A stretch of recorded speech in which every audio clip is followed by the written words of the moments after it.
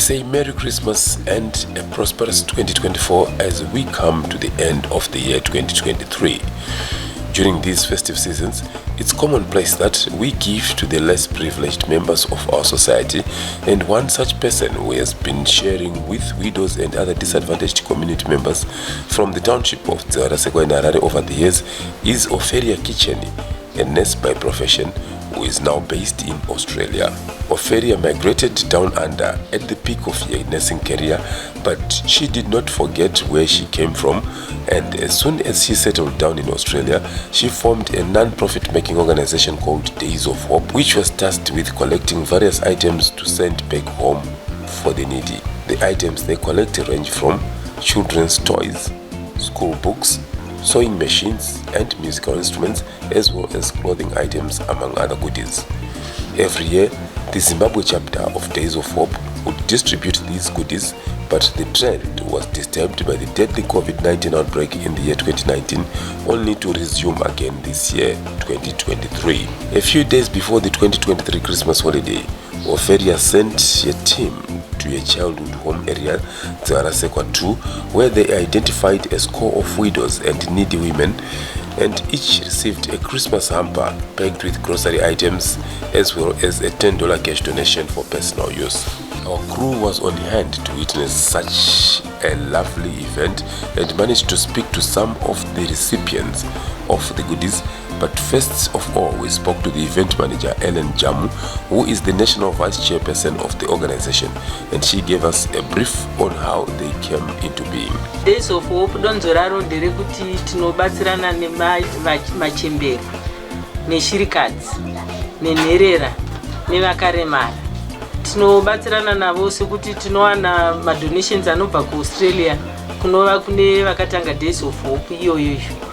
Saka vanoziva kuti kumba uku especially kuno kudzarisika kune nhamo, ndingataure kudaro, sekuti vakawanda vanotambura, takawanda in fact tinotambura, saka tinenge tichida kuti tibatsirane. Saka vanowana zvinhu zvavanowana ukoko votumira kuno, kana dziri nherera dzimwe tinomboendesa kuchikoro, kana ari machembera aya mangozvionerawo kuti tinovapawo mapresents paChristmas. Mumwe anenge asina anotomupa Christmas yacho Christmas box, saka tinozongovapa mahampa. Kana dziri mbatya muonotoona kuti vamwe havana mbatya, havana magumbezi, vanoda bhutsu chichi, saka panotumirwa macontainers kubva kuti tinenge titori nevanhu vatinotoziva kuti ningi naningi vanoshaya zvakati, tobatsirana navo. Tine vari kuAustralia vanova vanhu vakakurira kuno, especially founder weDays of Hope vanonzi Mrs. Ophelia Kicheni. Vanotoziva kukura kwatakaita kuno, naivo vakakurirawo munhamo iri kuno. Saka vanotaura nevamwe vavo vagere navo koko kuti tinoda kuendesa zvinhu kumba, like mabooks echikoro. Vanotoziva kuti muzvikoro mumwe mwana haana bhuku, vamwe vanoshare mabooks, mumwe haana pencil. Saka vanoti uku nekuwana kwavanozviito vanogona nge vasina basa nazvo. Saka ivo vanoti zvamusiri kuda zvacho kana kuti musacharasa ndipei ndinounganidza, nekuti chinonobatsira mumwe mwana asina kwaanochitenga kana kwaanochiwana. Saka ndo maunganidzira avanozoita zvinhu, then vozoshipa zvouya kunoku, isusu tozvitambira, topinda muzvikoro tichipa mabooks, mapencils, macrayons nemacomputers. Tine zvikoro zvatinopa macomputers. Tiri kubva muCovid, chii chaita kuti mufunga kuti vana chingavabatsire nemahamba vaonewo kutambanuka? Zvinodaro nekuti vazhinji panhau yeCovid, tichibva muCovid, vakawanda vakasiya mabasa, zvokuti vamwe vane vana vari kunze vari kutadza kana kutumira zvinhu kuna ana mai vavo. Pozotiwo mumwe anenge asitorina kana pekutangira, kana mwana wacho anenge asitorina anokwanisa kumupa zvinhu izvozvo. Saka tazongoona kuti zviri nani kuti tinge tese tichiita mufariro uri pamwe chete paChristmas tiine zvakafanana. Imimi kakuzivana kama kamuinda kwakaka nekuve vana vemuraini kakubatsirai sei kuti murambe mine kukama muumbe chinhu chimwe chete sezvandaona zviri kuitika panonasi? Kakuzivana aka ndekekuti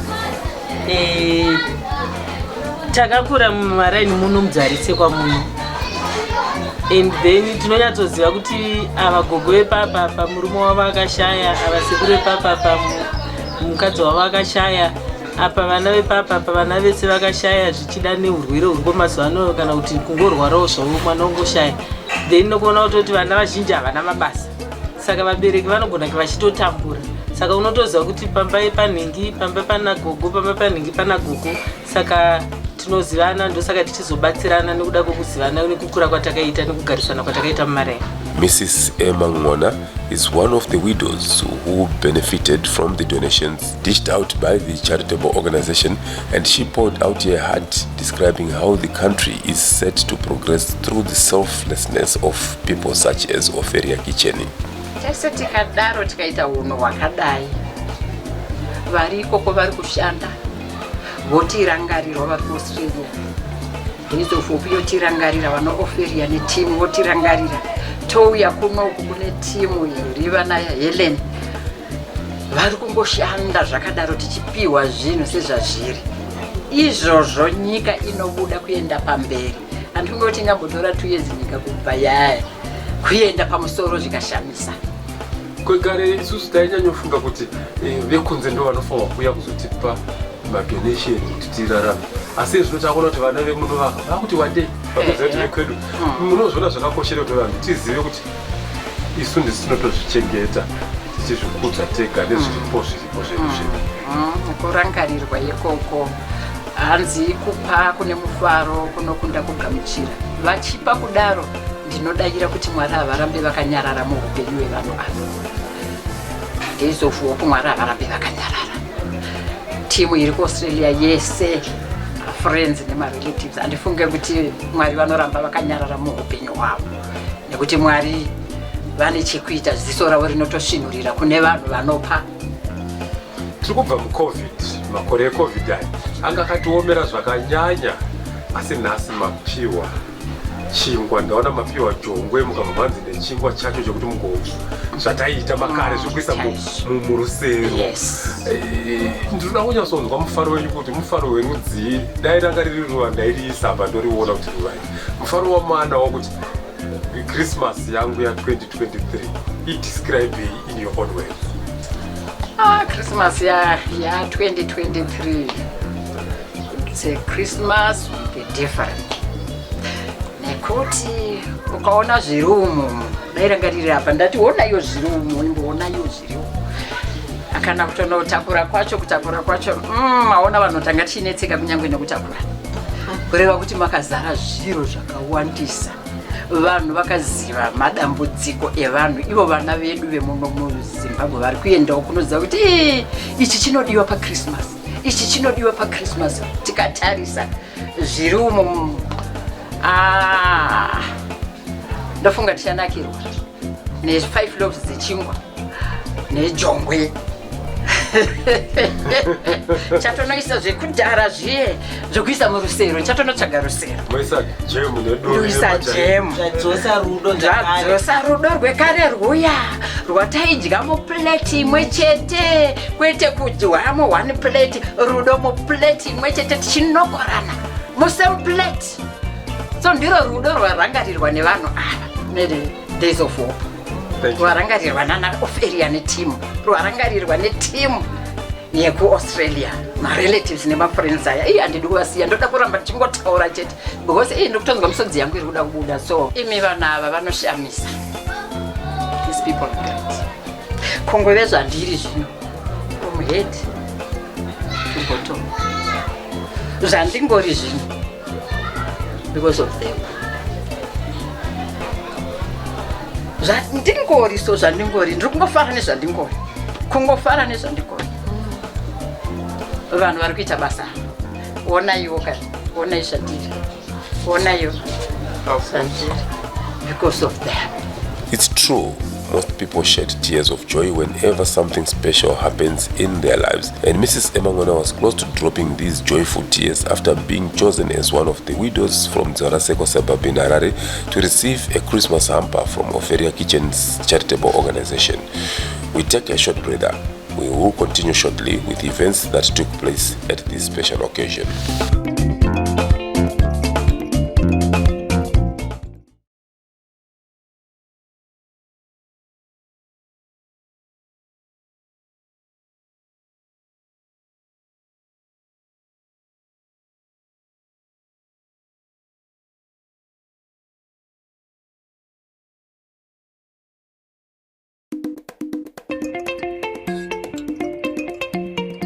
Welcome back. This week's program is a special Christmas edition which is showcasing how a Zimbabwean daughter, Oferia Kicheni, who is a nurse by profession and is now based in Australia, has used her love for humanity, especially her own people back home, and decided to register a charitable organization which collects different types of goodies in her new home and sends them back to Zimbabwe for the benefit of the less privileged members of our country. This year, she gave Christmas hampers to about 20 widows and other needy women from her old neighborhood of Dzerasekwa 2 in Harare. Like we did in the first part of this program, we spoke to these women to find out what these gifts meant to them.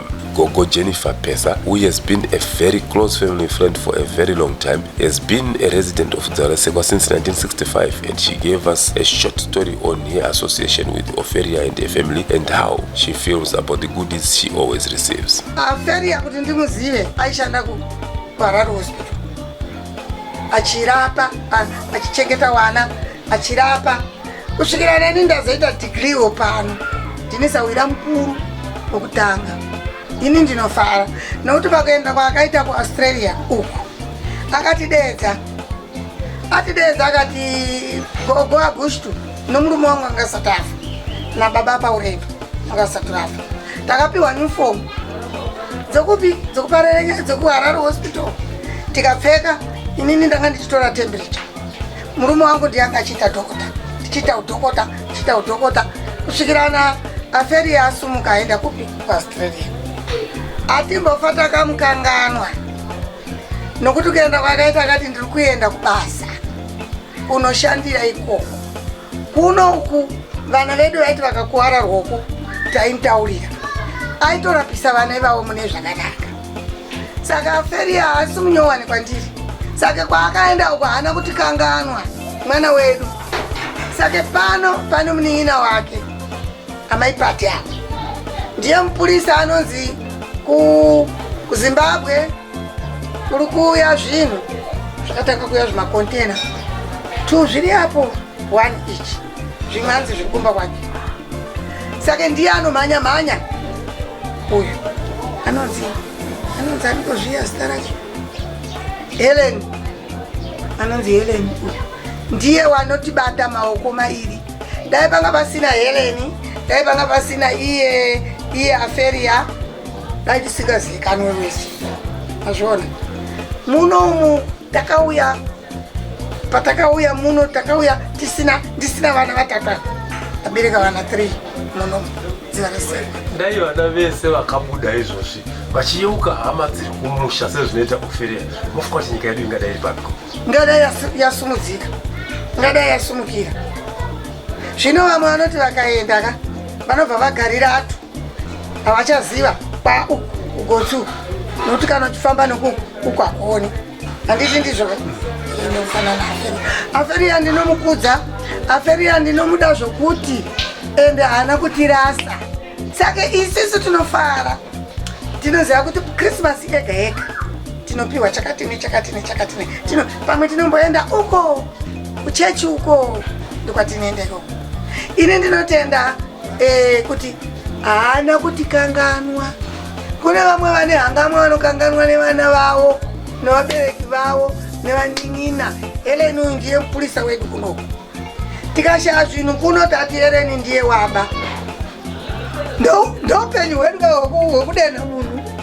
Muchirongwa ichi tapinda nokuda kwamainyasha. Wakaona kuti tiri kutambura vachienda kuAustralia vachifara nevanhu vekuAustralia norudo.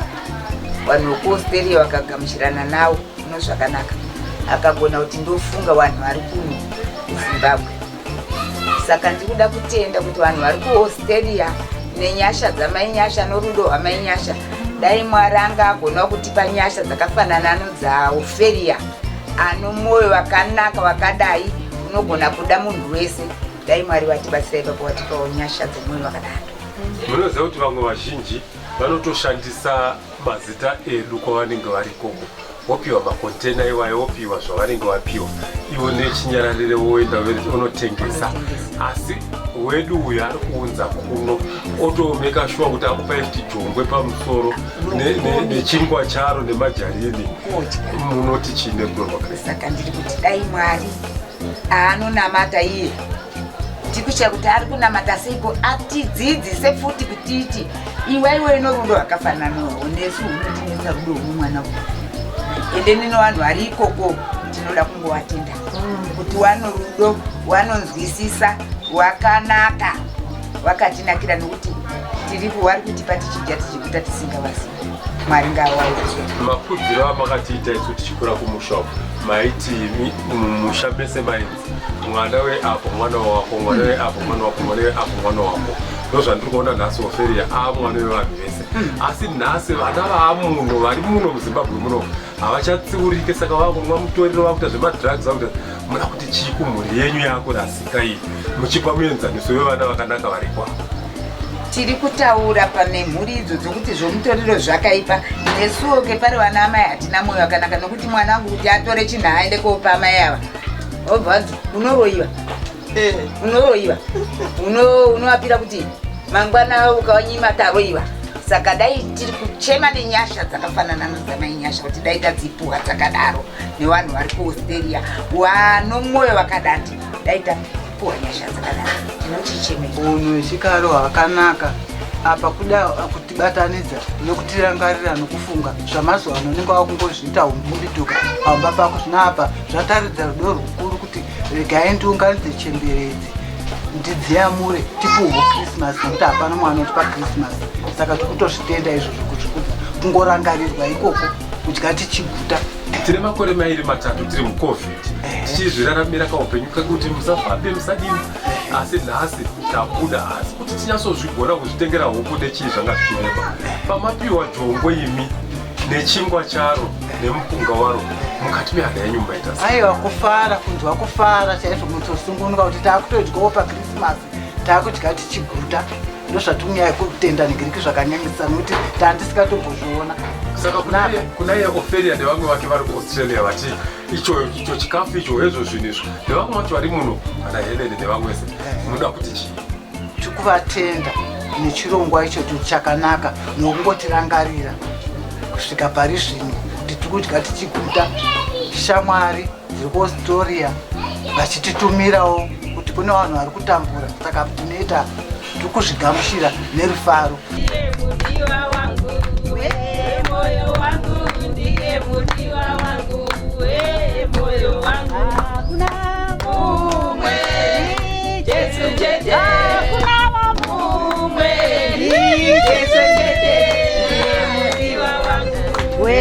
moyo wangu ndiye mudiwa wangu, we moyo wangu. Tarisai kukamera uku vachingwa ivaimaiise kuchingwa nehuku. Mwari vanoziva mufunge muchikwama muna kana senti ratouya iri chokwadi aiwa tambira kwabata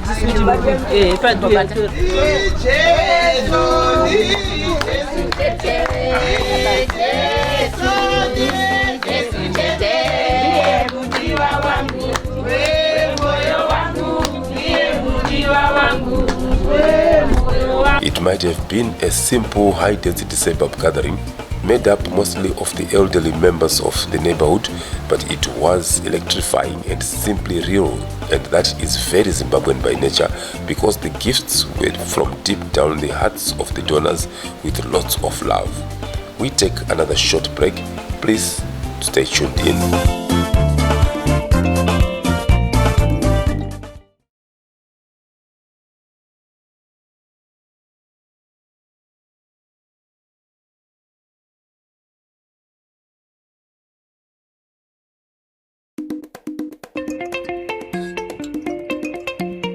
Welcome back.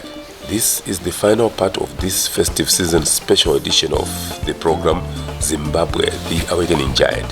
where we are focusing on how a charitable organization fronted by Dzwara Sekwa old girl, Oferia Kicheni, who is a nurse by profession and is now based in Australia, has taken it upon itself to be the benefactor of widows, the elderly and other needy women in this hood during this time of Christmas. The small but cheerful event in Dzwara Sekwa 2 recently, where about 20 beneficiaries received Christmas hampers and cash from the organization, was both prayerful and high-spirited. Here are some more of the highlights. Ezo shirikadzi dzenyu Mwari dzauya pamberi pechigaro chenyasha Mwari dzichingonamata kuti Mwari tinongokutendai Mambo Jesu. Mwari wangu itirai vana vedu Mwari wape zvizhinji Mambo Jesu. Tinoziva kuti vana vakaomerwa, upenyu hwakaomera, basa ravo rakaoma Mwari, asi vari kuoneka vachitipa isusu seshirikadzi Mambo Jesu. Mwari wangu ndinokutendai Mwari, maita henyu Mambo Jesu, maita Mambo Jesu, Mambo Jesu, Mambo Jesu, Mambo Jesu, Mambo Jesu. Thank you Mwari, ndokutendai Mwari, maita henyu Mwari. Nesu chembere Mwari, ndokutendai Mwari, nyangwe ndokutichengeta Mwari wangu, ndokutendai Mwari, maita henyu nezita raMambo Jesu. Amen. Amen. Tinotenda Jesu. Tinotenda Jesu. Hallelujah. Amen. Oh, tinotenda Jesu. Tinotenda Jesu. Tinotenda Jesu. Hallelujah. Amen. Aiwa tikunzwa manyuku nazvo. Dai vamwe vatewo vateerawo vaitawo zvimwe chete nezvaakaita. Tikunzwa manyuku nezvaakaita, tiri kuzvifarira.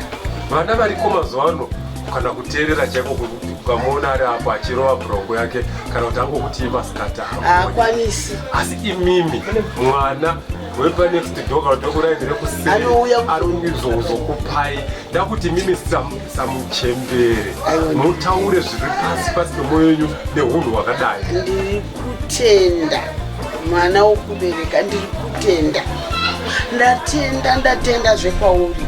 Mwari ngaawedzere nyasha kwauri, dzisabve nyasha idzodzo, usazofuririke, ramba wakadaro. Mwari anokutenda, Mwari anokukudza. Sikireti yekuti tirambe tichibatana muno mudhizeti ndechinge tichiwirirana nekufambirana mudzimba, tichionana kuti mumwe nomumwe wangu ari kudyawo zvakadii, ari kugara zvakadii. Saka nekuona upenyu hwakapiwa mainyasha nekubudikidza nekuita rudo nevanhu muno mudhizeti, vakangoramba vachienderera mberi kusvika nanhasi tisvike patiri pano nhasi. Mwana wenyu wamakaona achikura pano achienda kunozvisenzera kunana Harare hospital, akabva ayambukawo akaenda. Vazhinji kana vaenda mhiri havachabatiki, kana pamba pavo hapachasvikiki, pamba pevarungu paakutyisa. Asi uyo aroramba achitigamuchira kuti huyai hama dzangu, nhasi atumira Christmas. Munonzwa sei namai Nyasha? Ini namai Nyasha ndinonzwa kufara, ndekuti ndine rimwe gore randakaita dambudziko nemwana wangu akasvikoka ruoko. Mai Nyasha waisenza kuHarare hospital. Ndakasvika ndikati mai Nyasha mwana wangu handisi kuziva kuti chii chaita. Mai Nyasha wakatouya naye kuHarare hospital.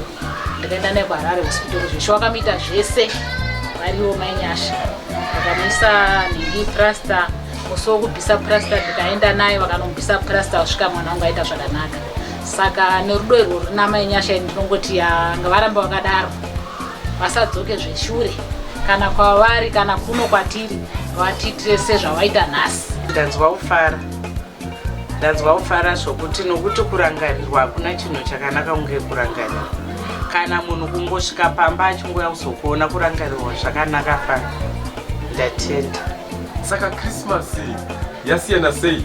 Gore rapera pamberiro nerimwe racho tanga tiri muCovid. Kureva kuti vanhu vakararama vakazviti tono. Iyi yasiyana sei nemamwe maChristmas atapfuura akatonhora? Aiwa, zvatosiyana nokuti zvinezvi tichava nenguva yakanaka nemhuri nevazukuru. Kana isi kushanyawo unenge wakasununguka. Saka mai Nyasha wakasida zvimwe chinhu chinotonditi kuine handizvikonewo.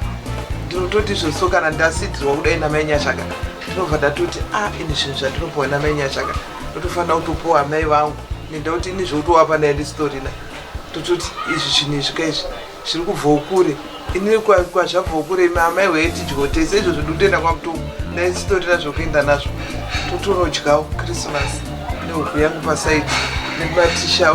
Kana ndikasvika kumba zvaka komatishu mauya nawo aripo. saka munonzwa sei kuti mumwe munhu akusimudzirai kukuratidzai kuti kupa chinhu chakanaka mukurarama kwenyu? Ende kana iwo mushoko ramwari kanotaura kuti someone is seeding, ende kana asida there's something chichatomera. Zvatikurima munda umu tikudyara tichatomera. Ende ndinototi nguva yega yega ndakatorisaka neizvoti mai Nyashaka anofanira kuextenda munda wake utokura, vana vake watoita zvizhinji. Kana pamba panapa patonaka kufura upe wamwe, kana zvikondena zvikavhurwa maiguru varipo here, kana kuhotera kukaendwa maiguru varipo here. Mai Nyasha pano maipadhinozva kuti ina ndenge zina tokukangamwai mai Nyasha ndiwari kukudedzai. Zimbabwe, that does it for this week's special edition of Zimbabwe, the Awakening Giant. Until we meet again next time, same place, same station. Pleasant viewing.